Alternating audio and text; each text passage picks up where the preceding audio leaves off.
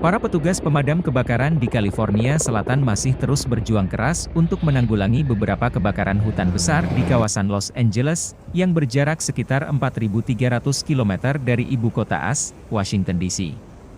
Sementara itu, para pakar cuaca memperingatkan tentang kembalinya angin kencang yang dapat menyebabkan pertumbuhan api yang eksplosif.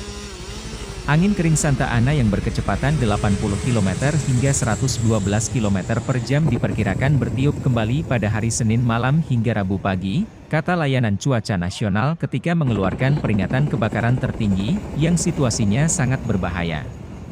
Mengantisipasi kembalinya angin Santa Ana, para pejabat telah memperingatkan hampir 10 juta warga Los Angeles County untuk bersiap-siap mengungsi. Selain itu, Gubernur California Gavin Newsom akhir pekan lalu mengatakan pemerintah negara bagian telah menempatkan petugas pemadam di daerah-daerah rawan, termasuk di sekitar lokasi kebakaran Palisades dan Eaton, dua kebakaran terbesar yang berkobar di California Selatan.